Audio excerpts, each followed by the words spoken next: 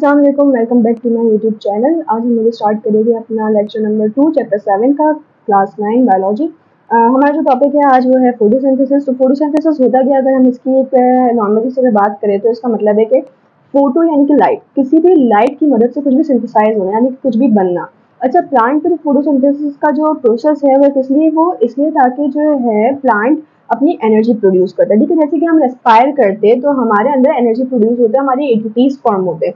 उसी तरीके से प्लांट जब फोटोसिंथेसिस करता है तब उसके अंदर एनर्जी प्रोड्यूस होती है, वो CO2 प्रोड्यूस कर रहा होता है जिसके थ्रू ग्लूकोज बन रहा होता है और बाहर जो है वो O2 रिलीज कर रहा होता है। हमारा जो लिविंग ऑर्गेनिज्म जो हम लोग ह्यूमंस है, हम लोग O2 जो है वो रिलीज कर, हम लोग जो है CO2 रिलीज करते हैं और O2 अंदर लेते हैं। ठीक है, तो इस तरीके से ये इस तरीके से भी एक हेल्प कर रहा होता है हमारी प्लांट्स जो है। इसलिए कहते हैं कि प्लांट ज़्यादा से ज़्यादा होने चाहिए ताकि जो है वो अच्छे से अच्छा मौसम रहे और अच्छे से अच्छा वेदर रहे। ठीक है, तो हम लोग स्टार्ट करते हैं कि फोटोसिंथेसिस आखिरकार होता क्या है, बुक में क्या लिखा हुआ है। इसमें लिखा हुआ है फोटोसिंथेसिस जो है फंडामेंटल प्रोसेस है।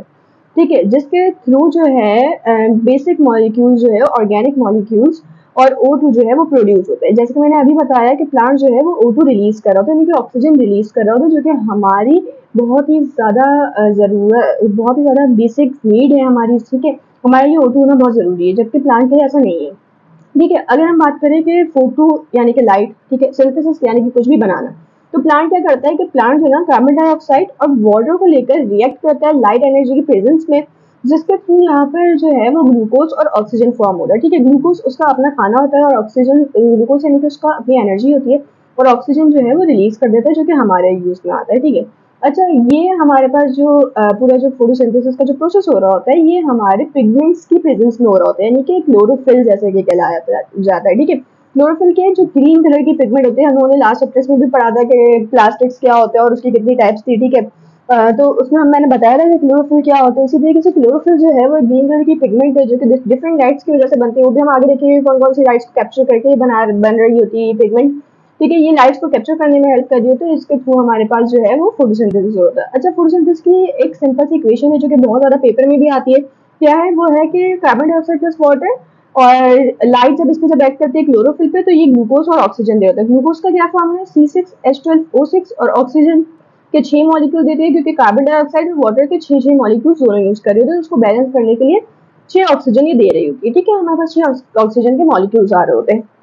देन क्या, ऐसा क्लोरोफिल क्या होता है इसके बारे में बात कर लेते हैं। क्लोरोफिल जो है ना ग्रीन कलर की पिगमेंट है जिसके बारे में मैंने बताया, ये क्लोरोप्लास्ट में पाई जाती है। क्लोरोप्लास्ट क्या है, क्लोरोप्लास्ट इस तरीके की डबल मेम्ब्रेन स्ट्रक्चर्स होते हैं, ठीक है, प्लांट्स में, जो कि हमारे पास हेल्प कर रहे होते हैं हमारी फोटोसिंथेसिस में। ठीक है, अच्छा, कि क्या करते हैं कि ना स्पेसिफिक पार्ट है इसका, क्लोरोप्लास्ट जो है प्लांट सेल का एक स्पेसिफिक पार्ट है जो कि विजिबल लाइट को खाली कैप्चर कर रहा होता है। ठीक है, तो जो है ना वो कैप्चर कर लेता है और उसी वक्त उससे प्रोसेस हो जाता है। ठीक है, उसी वक्त उससे प्रोडक्ट बन जाता है, वो अपने अंदर एब्जॉर्ब नहीं करता। ठीक है, अच्छा, दूसरे वर्ड में हम देखें तो फोटोसिंथेसिस क्या होता है, फोटोसिंथेसिस कन्वर्ट करता है एक लाइट एनर्जी को केमिकल एनर्जी में। आपने केमिस्ट्री में पढ़ा होगा कि लाइट नेदर बी क्रिएटेड और नॉट बी डिस्ट्रॉयड, यानी कि लाइट ना ही क्रिएट की जा सकती है, एनर्जी ना ही क्रिएट की जा सकती है और ना ही डिस्ट्रॉय की जा सकती है, but it can transfer to another form, यानी कि दूसरे किसी फॉर्म में चेंज की जा सकती है। इसी तरीके से लाइट एनर्जी को लेकर केमिकल एनर्जी में चेंज कर रहा है, यानी कि लाइट एनर्जी ले रहा है, लाइट को कैप्चर कर रहा है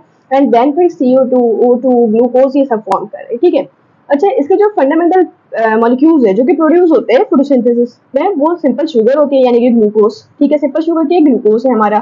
अच्छा, ग्लूकोज क्या करता है, ग्लूकोज जो है ना, ग्लूकोज किस लिए इंपॉर्टेंट है, ग्लूकोज इसलिए इंपॉर्टेंट है क्योंकि वो बहुत सारे जो है ना मेटाबॉलिज्म करवा रहा होता है प्लांट के अंदर, जैसे कि स्टार्च हो गया, पॉलीसेक्राइड्स हो गए, ये वो सब फॉर्म करवा रहा होता है। जैसे कि हमारी बॉडी में ATP बहुत ज्यादा जरूरी है, क्यों, क्योंकि ATP अगर होगा तभी तो वो दूसरे रिएक्शंस करवाएगा ना। इसी तरीके से प्लांट में जो है वो ग्लूकोज बहुत जरूरी है। ठीक है, हमारी बॉडी में भी ग्लूकोज की बहुत अहमियत है, बट इसमें ज्यादा जरूरत होती है। ठीक है, अच्छा, ये क्या करते हैं प्लांट्स में जो है ना, ग्लूकोज क्या क्या करवा रहा होता है, देखिए पूरा चार्ट दिया गया है। देखिए फोटोसिंथेसिस से हमारे पास ग्लूकोज फॉर्म हुआ, ग्लूकोज मेन क्या काम करवा रहे हैं, एक तो फैट फॉर्म कर रहा है, यानी कि वो स्टोरेज करेगा, प्रोटेक्शन कर रहा होगा, यानी कि जो है वो फैट जितना ज्यादा होगा उतना ज्यादा स्टोरेज हो रही होगी। ठीक है, उसमें एनर्जी की।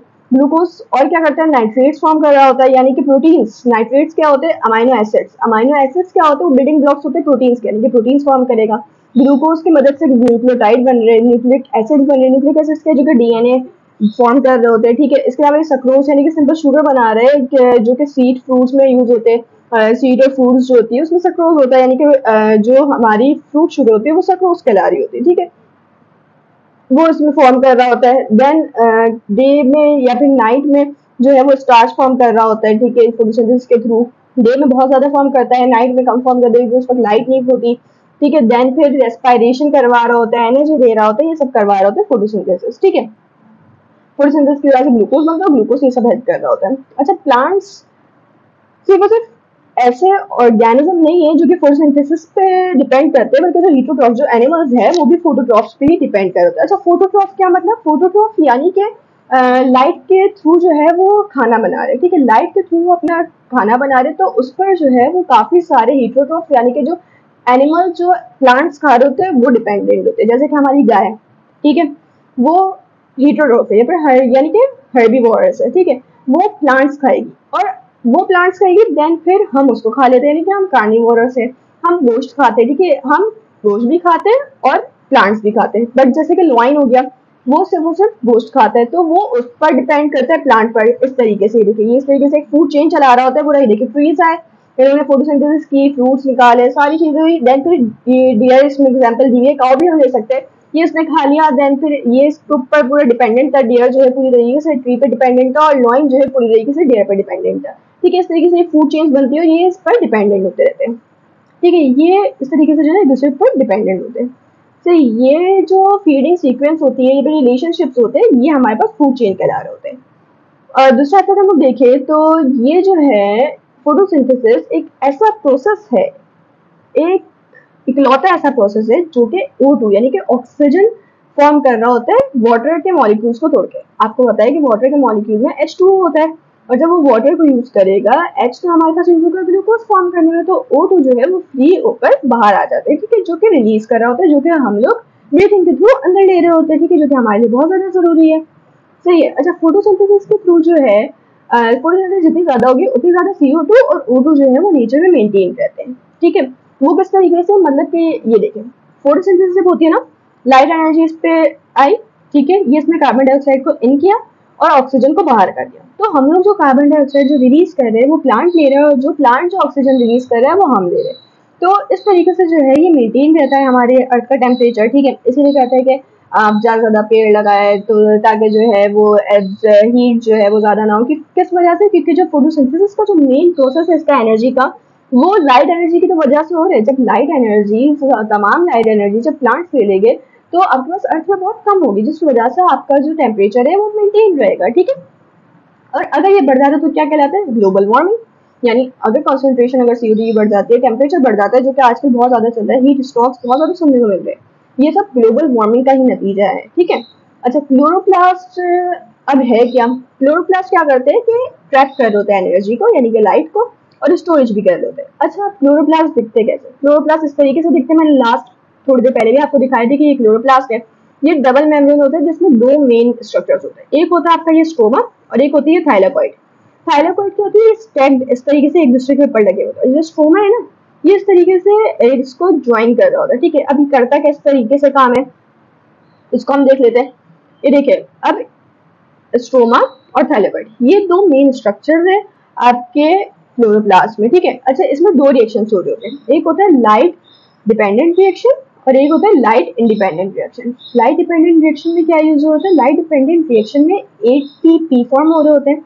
ATP जो है वो ADP में फॉर्म हो रहे होते हैं और NADPH2 जो है वो NAD में फॉर्म कर रहा होता है, ठीक है। यानी कि ये एनर्जी यूज कर रहा होता है, ठीक है। ये लाइट एनर्जी को कन्वर्ट करता है केमिकल एनर्जी में। इस तरीके से होते हैं, किस तरीके से? थाइलाकोइड मेम्ब्रेन के थ्रू। ये कहलाता है हमारे पास लाइट डिपेंडेंट रिएक्शन, यानी कि जो थाइलाकोइड है ना, इन पर जो मेम्ब्रेन होती है इनके थ्रू ये लाइट डिपेंडेंट रिएक्शन हो रहा होता है, ठीक है। ये होगा आपके पास लाइट डिपेंडेंट रिएक्शन के मॉलिक्यूल्स। देन हमारे पास आ जाता है हमारा स्ट्रोमा। स्ट्रोमा क्या कर रहा होता है? स्ट्रोमा लाइट इंडिपेंडेंट रिएक्शन में काम कर रहा होता है, यानी कि जिसमें लाइट की कोई जरूरत नहीं है, ठीक है। ये क्या कर रहा होता है? ग्लूकोज से ATP और NADPH2 फॉर्म कर रहा होता है, ताकि दोबारा से जो है ये ATP और NADPH दोबारा से लाइट डिपेंडेंट रिएक्शन में वर्क करे और फिर ग्लूकोज फॉर्म हो सके, ठीक है। अच्छा, ये कहाँ पर होता है? ये हमारा होता है स्ट्रोमा में। स्ट्रोमा क्या है? ये जो ज्वाइन कर रहा है, ठीक है, ये आपको दिखा दिया मैंने। इस तरीके से ये यहाँ पर फॉर्म कर रहा होता है। अच्छा, फोटोसिंथेसिस के मेन टू मेन जो है टू फेजेस होते हैं, एक होता है लाइट रिएक्शन और एक होता है डार्क रिएक्शन। लाइट रिएक्शन या फिर लाइट डिपेंडेंट रिएक्शन और डार्क रिएक्शन या फिर लाइट इंडिपेंडेंट रिएक्शन। इसके बारे में हम इंशाअल्लाह नेक्स्ट वीडियो में बात करेंगे। तब तक के लिए अल्लाह हाफ़िज़।